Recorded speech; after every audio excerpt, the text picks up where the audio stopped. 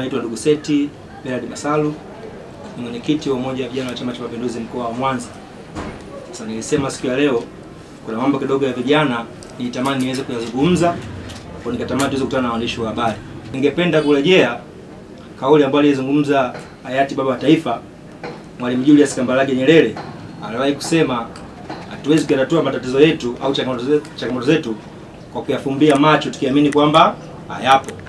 Sasa kuna mambo yametokea katika nchi yetu na vijana wenzetu wamekuwa wakitoka hivi siku za karibuni wakipaza sauti, na vijana wengine wa mkoa wa Mwanza. Katika kipindi kama cha wiki mbili zilizopita, wiki tatu, nimepokea simu nyingi. Kama ambavyo mnafahamu, serikali ilitangaza ajira za walimu hivi karibuni, na watu waliapply, waliweza kuomba hizo kazi vijana, na wakaenda kwenye usahili, na mchakato bado unaendelea. Kwa kipindi cha muda kama wa wiki mbili zilizopita, nimekuwa nikipokea simu nyingi za vijana wengi kwa mkoa hususan wa Mwanza wakielezea jambo hili na wakihitaji niweze kulifanyia kazi na kuwasaidia.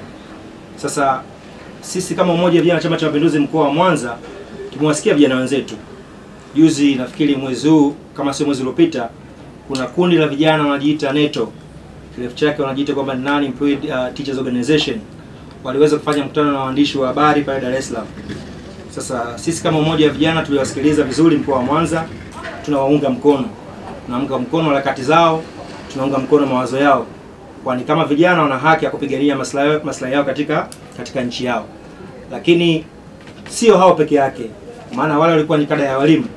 Lakini unapozungumza changamoto ya swala la ajira, sio walimu peke yake. Wahandisi, madaktari na fani mbalimbali nyingine, hiyo changamoto imekuwa ipo. Kwa hiyo jukumu letu sisi, kwa sababu vijana wenzetu wa mkoa wa Mwanza wamekuwa miongoni mwa wahanga wa jambo kama hili, basi tuna wajibu wa kuwasemea na kutetea na kupigania maslahi yao. Sasa licha ya hao peke yao, kwanza ningependa kuwakumbusha nchi yetu, ukifuatilia taarifa kutoka TCU, Tanzania Commission for University, tuna vyuo vikuu takriban 50. Lakini nchi yetu inatoa program za vyuo vikuu karibia 2193. Sasa unaweza kuona ni vijana wangapi ambao wanakuwa enrolled admitted kwenye vyuo vikuu. Lakini vile vile ukifuatilia taarifa ya TCU vile vile wameweka wazi. Kwa mfano mwaka wa masomo 2023-24 vijana karibia 133 walikuwa admitted kwenda kujiunga na chuo kikuu kwa ajili ya kwenda kusoma masuala ya bachelor degree, shahada ya kwanza. Sasa unaweza kuona ni vijana wengi ambao wanakwenda vyuoni na kwenda kwa ajili ya kusoma.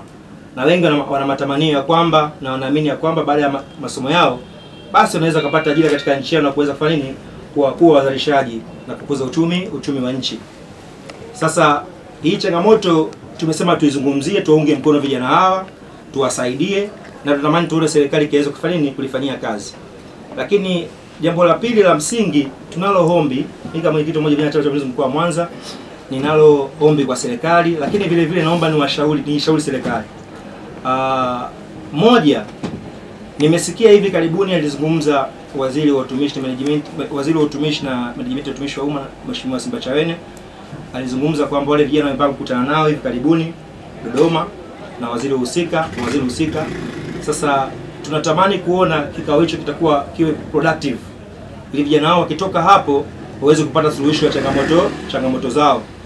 Lakini pia nyuma nishakusikia vile vile kuna kipindi kingine naibu waziri nafikiri wa TAMISEMI alikuwa anazungumza bungeni wakati anajibu swali kuhusu uhaba wa watumishi katika nchi yetu. Alitoa pendekezo kwamba watatoa room kwa wakurugenzi wa halmashauri ikiwezekana waweze kuajiri ajira za mikataba. Kwa nina wiwa kusema ya kwamba ninatamani kuona mawazo hayo moja na ndugu yetu ya naibu waziri, Mheshimiwa naibu waziri dada yetu Zainab Katimba. Tunatamani kuona ya kwamba hayo maelekezo ili kuweza kupambana na changamoto hii. Yawe maelekezo na sio tu wakurugenzi wa halmashauri wafanye kwa matakwa yao, bali serikali ielekeze kama halmashauri zote nchi 195 pale ambapo wanahisi makusanyo yao ni mazuri, basi waweke malengo ya kuweza kuajiri vijana ili waweze kuwasaidia kazi ili kuipunguza changamoto hii. Lakini mbili, juzi pia Mheshimiwa Simbachawene alikuwa anaongea na wakurugenzi wa taasisi za umma, aliwashauri kwamba katika taasisi ambazo zinaonekana kwamba wanahitaji workforce, basi wenyewe waweze kuajiri vijana vile vile. Basi tupende kuiomba serikali iweze kufanya tathmini katika mashirika haya ya umma, na yale mashirika ambayo yanaonekana labda yanalega kwa sababu ya kuwa na lack of manpower ambayo inatosha, basi itoe maelekezo ili vijana wachukuliwe atakuwa ajira za nini, za mikataba, ili tuweze kupunguza changamoto hii kwa kiasi fulani. Najua msemaji mkuu wa serikali mlimsikia ndugu Gerson Msigwa alisema kwamba serikali haiwezi kuajiri walimu wote, kama ambavyo haiwezi kuajiri waandishi wa habari wote, kama ambavyo haiwezi kuajiri wataalamu wa afya wote. Ni kweli, lakini na imani kuna measures ambazo zikichukuliwa zinaweza zikaenda zikapunguza changamoto hii kwa kiasi fulani. Sasa nini tahadhari? Nini changamoto ya kuwa na vijana wengi wasiokuwa na ajira katika nchi? Sababu inawezekana tunakaa tu kila siku tunaona vijana wanakwenda vyuoni, wanasoma na maliza. Ukifuatilia rekodi za TCU Tanzania hii, kwa mwaka zaidi ya vijana 50,000 wanahitimu chuo kikuu. Sasa fikiria kwa mwaka vijana 50,000 wanatoka chuo, zaidi ya 50,000 wanahitimu vyuo vikuu. Na miaka inakwenda unakuwa vijana wengi ambao uko mtaani ambao wapo. Sasa nini madhara yake? Moja, kuna uwezekano mkubwa serikali ikapata financial loss. Hapa namaanisha nini? Ukifuatilia historia ya kuanzishwa kwa bodi ya mikopo ya elimu ya juu, bodi ya mikopo ya elimu ya juu imeanza mwaka 2005. Wakati tunaanza mwaka 2005, kipindi hicho walikuwa wanahudumia wanafunzi 20,000 peke yake. Lakini as we speak as of now, wanahudumia karibu wanafunzi 70,000 kwa kila mwaka wa masomo, wanafunzi wanaojiunga vyuo vikuu. Sasa fikiria, wameanza mwaka 2005. Mwaka 2005 bodi ya mikopo walitenga mpaka sasa wameshatoa takriban trilioni 5.6. Lakini fedha pekee ambayo imeweza kuwa recovered, ambayo serikali imeweza kurecover ni trilioni 1.5. Sasa piga hesabu, ni vijana wangapi ambao wametoka vyuoni wako mtaani, hawana ajira, walisomeshwa, hawajarudisha hiyo fedha. Maana yake serikali ipo katika hatari ya kupata financial loss. Kwa hiyo kuwatafutia vijana hawa shughuli za kiuchumi ambazo zitawaingizia kipato, maana yake tunakwenda ku rescue hiyo situation. Lakini vile vile tunayo mategemeo. Tumeona jitihada za Mheshimiwa Rais, kila mwaka serikali inatoa fedha nyingi kwa ajili ya wanafunzi kuweza kusoma. Kwa hiyo tuna imani vijana ambao tayari wameshahitimu chuo wakipata shughuli za kufanya za kiuchumi, wanaweza kulipa hizo fedha bodi ya mikopo, na vizazi vijacho vile vile vikaanza kunufaika na fedha hizo kama ambavyo hivi sasa sisi tumeshanufaika nazo. Lakini tahadhari ya pili ni nini? Tahadhari ya pili, tunapokuwa na vijana wengi ambao wana shughuli rasmi ya kuingiza kipato katika maisha yao, tunaweza kuwa na issue inaitwa uhalifu. Ndugu zangu, sisi tunaelewana, tunapoongeza uhalifu mtaani kwetu, shangaa wizi umeongezeka, vibaka umeongezeka, kwa sababu tuna vijana ambao hawana shughuli rasmi ya kuingiza kipato. Nitawaambia tu kitu kidogo chepesi, nafikiri mnafahamu. Nafikiri kwa ni mwaka 2011 kama sio mwaka 2012 kama sio mwaka 2013, serikali ililisha utaratibu wa kujiunga na Jeshi la Kujenga Taifa kwa mujibu wa sheria kwa vijana wote ambao wanatoka kidato cha 5, kidato cha 6, wanaanza kidato cha 6. Mwenyewe nilipata bahati ya kwenda miaka hiyo. Sasa fikiria vijana ambao wanamaliza shule form 6 unawachukua kabla ya kwenda chuo kikuu, unakwenda unawapa mafunzo ya ukakamavu, unawapeleka shule, wakitoka shule hawana shughuli ya kufanya. Maana tutakuwa tuko katika hatari hapa. Inawezekana tukaenda kwenye hatari kubwa. Lakini vile vile jambo la tatu, ndugu zangu, nafikiri mnafahamu, kufikia ripoti ya World Bank imezungumza wazi, miongoni mwa nchi ambazo uchumi wake unakuwa kwa kasi, Tanzania ipo. Uchumi wetu unakuwa kwa 6% mpaka 7. Sasa vijana, unapokuwa na vijana wengi ambao ni skilled, wana maarifa lakini hawafanyi shughuli za uzalishaji, maana yake wanakwenda kuwa tegemezi katika serikali. Kwa hiyo tunaamini serikali ikitoka ikaja na majibu ya haraka namna ya rescue situation na kuwasaidia wa vijana, basi tutakuwa tumeisaidia taifa letu na tutakuwa tumeisaidia nchi yetu na tumeisaidia vijana wao kama wenyewe. Lakini jambo la mwisho, tahadhari ya mwisho ni nini? Sisi ni Chama cha Mapinduzi. Huu mwaka ni mwaka wa uchaguzi. Hawa vijana ni voters. Tunategemea waje watupigie kura tuchague. Wamchague mgombea wetu, wachague wabunge, wachague madiwani kutoka Chama cha Mapinduzi.